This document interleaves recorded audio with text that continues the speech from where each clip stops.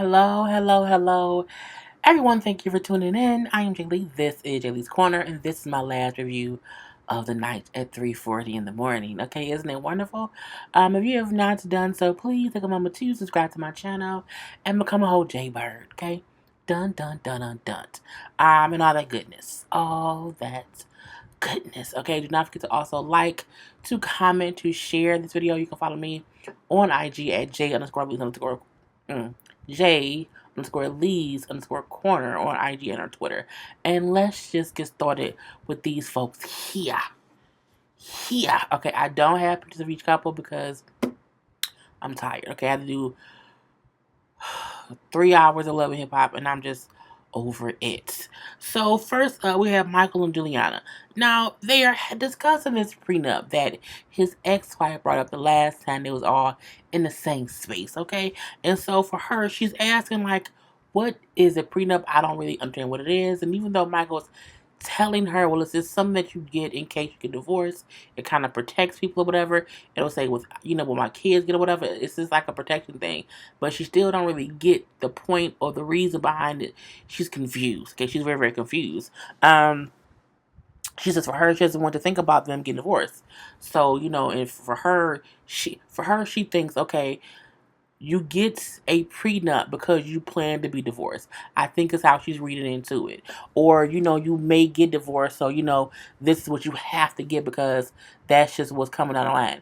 And she don't want to think about divorce. I'm looking like, girl, it's just in case. First of all, it's not as if you don't know divorce has happened, he's divorced. But again, because she's not really from here, and there's still a bit of a language barrier because even though she speaks English, she still doesn't know stuff that you don't talk about normally or whatever. So, she doesn't understand the prenup thing. So for her, she's like, I just don't get, what's going on. But he like, wait, what did I say? Oh, she asked him, what about her? Like, if the prenup says, like, what the kids get or whatever and protects you, like, what about me? You know what I'm saying? What would happen with me? You know what I'm saying? He said, well, it would discuss what you would get as well or whatever. So it would, protect you. She's like, but did you have one with Sarah, your ex-wife? He says, well, no, because we didn't get one because when we met and got married, we didn't have anything except student loans and debt. So there was no point to get a prenup. You know what I'm saying? But now I'm in a different position. And so now I need a prenup. I don't think he's wrong because I don't think it's wrong for them to discuss a prenup. I think the reason she has an issue is because the ex-wife was the one who brought it up, and now they're talking about it or whatever. You know what I'm saying? And he tells her like even if she would not have brought it up, he would have. He just had not done that just yet. But she's still on her feelings about. I'm like, girl, you know what I'm saying? Well, he only bothered bringing it up because Sarah. No, I think Sarah was just being a little bit of a bitch and asked the question, but I have no doubt in my mind he was gonna have this lady sign a prenup because again, she already spends a lot of money. But I digress. So I'm like, whatever. And she's like, well, I just feel like, I left a lot for him, whatever. I left my dogs, I left my family, and the jobs I had there, whatever. So I do not want to talk about a divorce before even getting married. But girl, you have to. You have to. And you're not talking about divorce. You're just saying if something may happen. If it may happen, this is what will happen. Yeah, this is what you would get. This is what I would get. This is what you will not have. That's for my kids. So they do go to see a mediator who can try to explain to her a little bit more about prenups or whatever. But again, Michael is like, well, I don't want to put it in her name. I will still have stuff in my name. We would have separate bank accounts. And she's like, well, you're not, so you're not gonna like join your assets. He's like, well, no. you know. And when the lady asks, Juliana, well, what do you do? I'm a model, like a fashion model, you know, and that's it or whatever. But she don't have no money. You know what I'm saying? And when her thing is, well, I'm just confused because again, what happens with me? He then said, well, even though, because the lady said, you can't want to just keep everything on your own. Like that's not sharing or shifting anything. That's you buying her gifts. You can't say like, well, I'll pay for this, I'll buy her that, I'll give her money. Those are all gifts. And that's how he was kind of explaining things. And the whole time he was saying these things, she was like, this muff not really trying to give me nothing besides stuff right now. And I'm like, well, I guess it is what it is.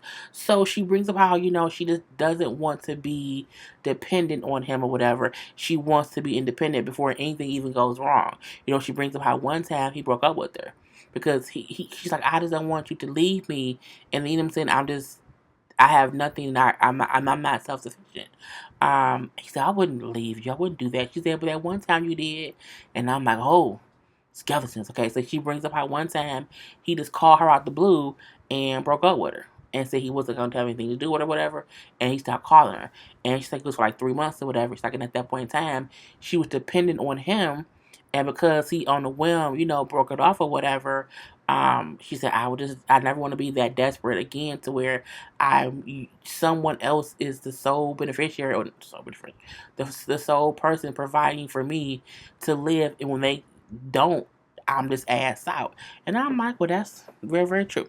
So, it's like I just never wanted to be in that situation again. So she felt like because I'm here now, I need to get my own. I don't want to be dependent on him. And it was a good conversation, when they ended up leaving or whatever.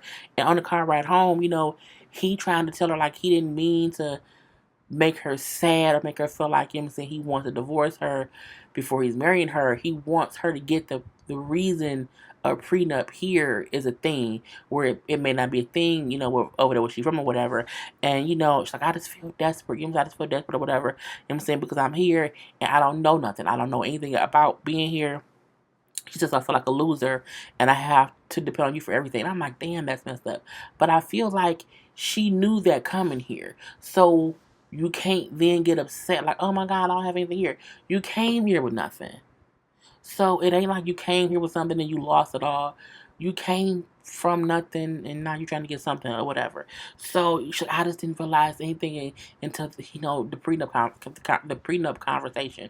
Well, I mean, Molly, you in danger here if you didn't notice it beforehand because, again, you came here with nothing. So it was what it was. I do appreciate he was trying to make her feel better about something. Like, I wasn't trying to hurt her feelings. I wasn't trying to, not take care of her. But in one way you are, because again, when the lady said like, what do you want to have separate accounts or joint accounts? He kept talking about, I want separate accounts, my business accounts, I don't want her on or whatever. And she brought up too how, sometimes he does not include her in conversations and stuff or whatever, but he does it with his ex-wife. You know what I'm saying? She know things that she don't know. Meaning Sarah, the ex-wife, know things that she does not know as a new upcoming wife. And I said, well, for one, him and her have a longer history. So I'm pretty sure she know, and they have kids. So again, I think there are things that she's privy to that you aren't yet. And maybe because you're so young, he don't want to tell you this yet. But I do think Michael has to include her in more things. Anyway, Emily and Sasha. So they're in the USA now. Born in the USA now. So they're on our land, okay? And so they're going to, now he's like, I want to see mountains and oceans. He has these things he thinks, I want to be a trainer. I want to be in the gym. I want someone in the Pacific Ocean. I'm like, what movie did he watch that these were things? I'm not sure. So again, they're going to fly to Chicago to see her mom and her sister. They're going to be staying with her sister until they can get on their feet and figure out something. So I'm like, they came back here, and again, they had no money saved and nowhere to live. I'm like, that's crazy to come back home with a whole new baby and a potential husband, but y'all homeless. And y'all see, it's just his house, but I guess it is what it is. So mom and sister, at the airport waiting to see them and everything, and you know what I'm saying. The moms, of course, was happy to see, Emily. We were more happy to see the baby. That baby got a big head, but I hope and pray that baby gonna grow into that head. Because I'm like, that's a big head, baby. That is a big head, baby. Message. So, again, grandma crying, holding the baby, whatever. It was real cute or whatever. You know what I'm saying? Oh, my grandbaby, my grandbaby. Okay, and no one really cared much about Sasha. No one. Anyway, so they go to the house, to the sister's house or whatever, and it's the following day. Now, the sister has made up her room for them to stay in. I'm like, oh, that's nice, give them your room, okay? But I guess it's the more spacious room because it's them two and the baby. So anyway, at the house the following day, We see her making him some American cereal. And I think it was like some wheat thins. It was something that just didn't look like it wasn't Fruit Loops. Okay, it wasn't Count Chocula. Okay, it wasn't They're Great Frosted Flakes. Okay, it was some other than that. And she put a whole bunch of sugar on it. I said, girl, I'm gonna man diabetes. Okay, and so he tasted it. He was like, "Oh, okay." But he then brings about this isn't breakfast food. This is nasty. We say this is crappy food. Okay, this isn't breakfast. I wouldn't eat this. I'm not because again it was some off brand weird stuff that the girl had. Now he then says how I'm saying he wants to start. Going to the gym. He wants to go to the gym on his first day. And they're like, really, the gym, you don't want to like go sightseeing? He's like, no, I want to go to the gym and work out.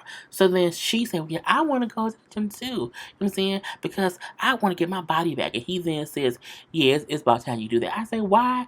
He keeps calling that lady fat. She had a baby. It's called baby weights, okay? But when he like, yeah, you need to work on it. I'm looking like, don't say it like that. Leave it be, okay? And then, the mom and the sister bring up how they eat healthy.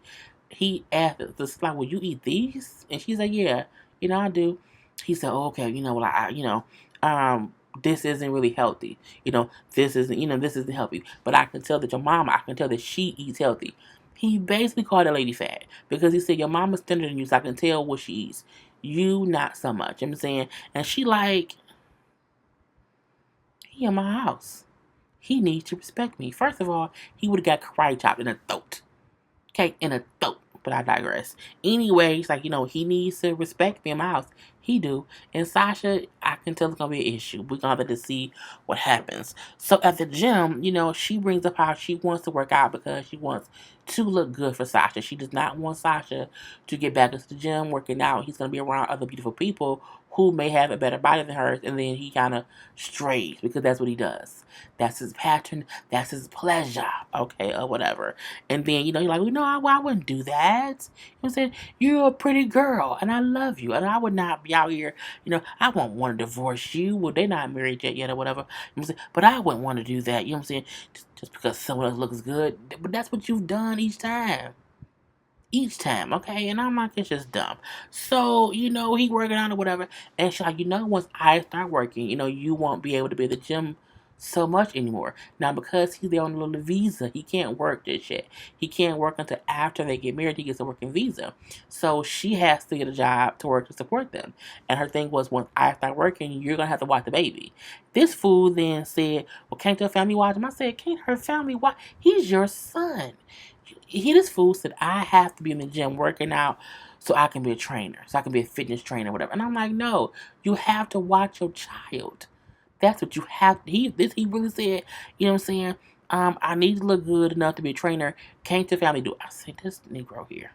And he's not even a Negro. Okay? And so now she's upset because he does not want to, she's upset because he does not want to be a father. But I'm looking like he's never been a father. We seen one of his kids once, and that's it. Yeah, he has he called his kids since he's been there. He's not a father. He's a sperm donor, if you ask me. But again, he's like, I don't really want to be having to not work out to babysit my own son. Your family should do it. I say, girl, punch him in the throat because it's dumb. We then see Angela and Michael. Okay, Michael is still waiting for his visa appointment or the interview, whatever. So Angela's there on her roof, one roof with the 6 grandkids and her mama. Now, this is her mama, and I did not show mama last time because I was like, this look. I did not edit this picture or nothing. This is her mom. Okay, so that's mama. Her mom was like 70 something or whatever. And mama is just, not the one to play with, So Angela has gotten a lock for her bedroom door because if she's telling the family, her mom and them grandkids, her daughter, you know what I'm saying, Michael will be here, you know what I'm saying, he's gonna be the man of the house, okay? You all have to listen to him, okay, kids? If he says something, you have to do it, whatever. Y'all can no longer bust into my room, you know what I'm saying? You cannot be busting into the bathrooms because we've never had a man living in here and now you're the first man living here. I said, damn, never, ever, ever, ever, ever, okay. And grandma said, he ain't gonna rule. Nope, he gonna rule you and nobody else. I say, oh, grandma don't like black people. Okay.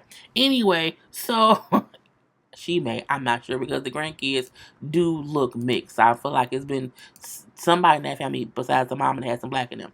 Anyway, so her thing is he gonna be here now, so you know what I'm saying. Y'all need to treat him like the man of the house. And her daughter like, I didn't think they would even make it this far, whatever I'm saying. And you know what I'm saying. She ain't my step. Like he not gonna rule me. I'm not. She can't because she's an adult. So girl, leave that be. Anyway, um. The daughter brings, I don't think he's a responsible enough man to be the man of the house. Okay, I think he's just here to get our money. I say, girl, based on that little ass couch, I do not think y'all have a lot of extra money. And that's no tea, no shade. You know what I'm saying? I'm not saying, oh, they broke and I'm rich. What I'm saying is, it looked like y'all living check to check like everybody else. So what money's he coming to get? Not that much. That couch won't even hold the 6 grandkids. My couch will on one side of it, okay, but not that couch, not your couch. Anyway, we then see her go wedding dress shopping, and she put on one dress and she loved it. I feel like a bride. I feel so beautiful and wonderful. She really wants to marry him. Her daughter, like, I cannot believe we're here. I never thought they would make it this far, but they did. And I say, girl, but he ain't here yet. Okay, ain't no wedding plan just yet, but we'll see how it goes. Now, Angela brings up how she feels like, she is, entitled to marry him in the United States because she's a taxpayer. I pay taxes, so I should be able to have him here. That's not how it works. He's not from here. Paying taxes does not mean that you can bring a black person over from a different country. That's slavery. Don't do it, Angela. Don't do it, okay? And now it's really all that it was. You know what I'm saying? We didn't see her buy that dress, but she liked it. Okay, she liked it, and that was about it. Anyway, Michael and Natalie. Natalie takes Michael to church because she says she wants to introduce him to God.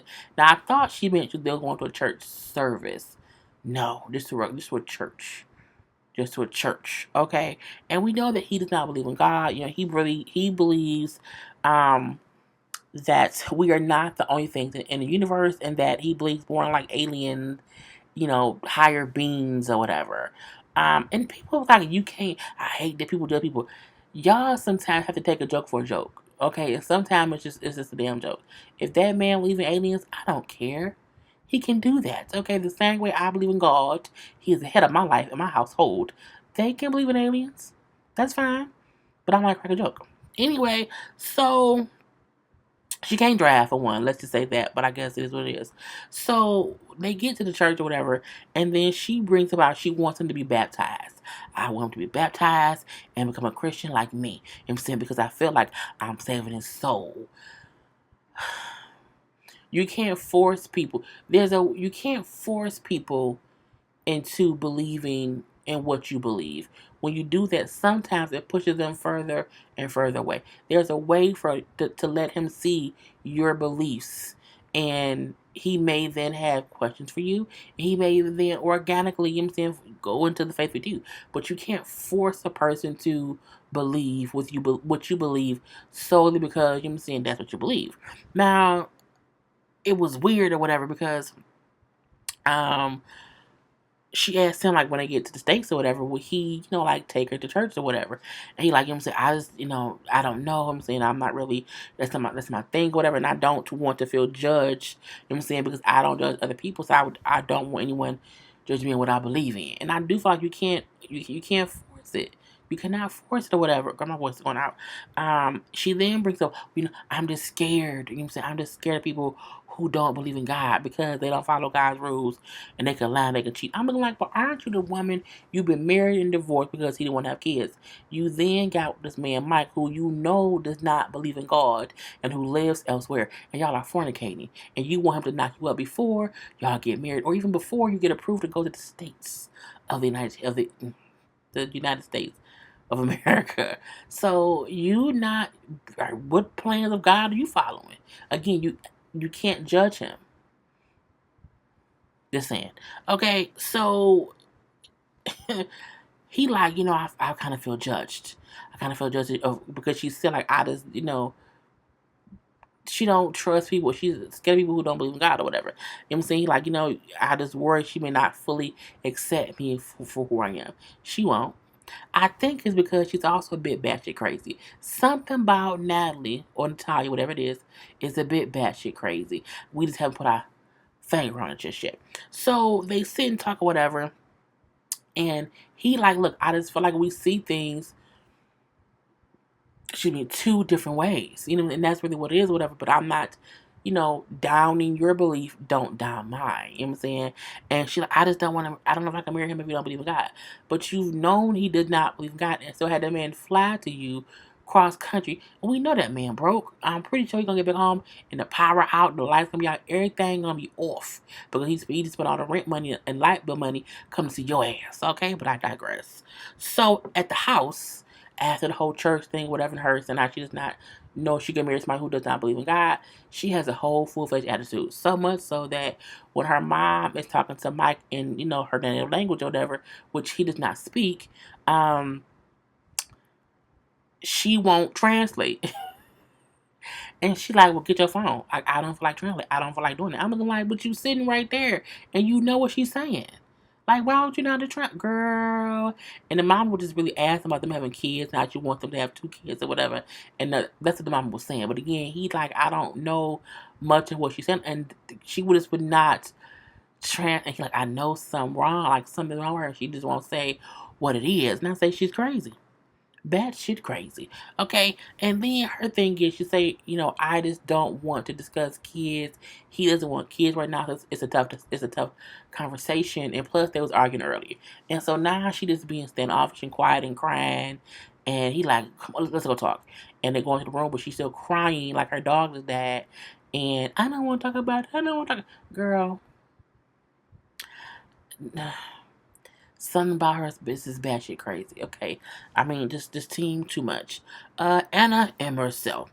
Okay, Anna and Marcel are still having issues. And it's real basic. Two things happen. One, her thing is the invitations have already went out for the wedding. So her whole family and friends know about the wedding. So she's like, I feel like I can't back out of it. But however, she's having an issue because she does not want to keep hiding her kids from his family. Okay. So her friend throws her a bachelorette party. Okay. She goes out and everything. And they just drinking and having sex talk or whatever. They bring up how, you know what I'm saying, does he still not like you to drink? And she said, well, no, he doesn't like me to drink, but I still do. I have like a drink a week. And he doesn't like kissing me if I've been drinking. He doesn't like the taste. And then she was like, but we've, done it a few times after I've had some drinks. I'm like, well, I guess he still wants your vagina. Okay, so she then brings up how he doesn't, go down on her because she doesn't like it. I said, oh, sad for you. It's one thing if it ain't your cup of tea. But I mean, just it ain't, girl. Anyway, but I think it's gross. No, it ain't. And I wonder, okay, if he don't go down on you, you bet not be going down on him, okay? Because gross is gross. Penis and vagina. Just saying that. Okay. Anyway, they ask her like, will there just be 90 days? If she's really ready to marry this man, is he really the one? Is he the one? Well, yeah, we can't really wait because we have the 90 days or whatever. And the friends feel like she's rushing it. We know she's rushing it. Okay, and they ask her if they feel like he's responsible enough to be a parent to her children. She then brings up, well, he pisses on the toilet seat and I have to clean it up. I said, what? This grown 38-year-old man pisses on the toilet seat, and you look. I can deal with the toilet seat being up because I go in bed. I always put it down. Anyway, I'm used to that. It is what it is. If I was to ever go into the bathroom and the dude I'm with has pissed on the toilet seat, and I have, girl, unless he's totally drunk and he was just it's like a one-off situation, that's different. But if you're consistently cleaning up pissy toilets from a grown man, that man needs to go home to his mama. And someone needs to train his penis. I don't know who it is. Okay, girl, I could not. Okay, and then she brings up how they ask her, have your boys went to see, him in Turkey. She's like, no, I haven't taken them there yet. I haven't taken them there yet. And she brings up how he's hiding her kids from his family. What? What? Are you serious? I can't believe. I'm shocked. Okay, clearly, we're confused. And but she like, well, I don't know how much longer I'm gonna be able to, keep letting him keep my kids a secret. Well, it's been this long. It's been this long, okay? So again, her friends have reminded her, girl, you crazy to let the man keep, just denying the kid's existence. That's just kind of crazy. So at home, Anna tells him, I don't want to have my kids anymore. It's the following day. He like, she went out with her friends and came back, and now everything is upside down. Like, it's just a whole different thing. She's like, look, my friends helped me realize that, I'm saying, I wasn't tripping when I said, you should not be having my kids. I'm saying, and, she's like, if you don't tell your parents about the boys, we can't get married. He like, well, it'll be a big problem for me. And I don't want to do that or whatever, I'm saying. And we talked about this before. She says, well, I know, we did it again, but if you want to marry me, then you have to tell your family about my children. And then he said, well, if they knew, I'm saying, they would just, it just wouldn't be good. And she's like, well, I don't care. Either tell them or we're going to be over. And he was like, well, I can't tell them. And she said, okay, well, the marriage is off. He's like, no, Anna. She's like, yeah, if you can't tell your family about my children, the marriage is off, point blank, period. He brings up how, I'm saying, I just want her to make sacrifices for me. I'm saying, I left my country, whatever, I came here, I left my job, my home. Like, why can't she sacrifice for me? Her kids? You want her to sacrifice her children for you. The fact that he wants this is crazy, that she is willing to even compromise. It's the craziest girl. Never be that desperate, ever. Honey, don't do that to yourself, okay? And so her thing, like, I'm not going to have my boys no more. If you say so we got to see what's happening with that. But as she said, the wedding is off. I said, if you say so. And then with Robin and Annie, it was real easy. It was real simple. We see them in the bed asleep, and then we see that Bryson is a kicking, twisting and turning, Tasmanian devil in the bed with them, like all kids are. And Robin said, well, I'm used to him, like, kicking me or whatever, like, it's fine. But he's also kicking an elbow on Annie. And Annie like, nope. Ain't gonna do it. Not only that, I can't get naked in my own bed because it's a kid in the bed, and I can't, bang my fiance because it's a kid in the bed. I don't know why they do not buy that boy at least a blow up mattress and put his ass in the living room. Put him outside the door. I don't care.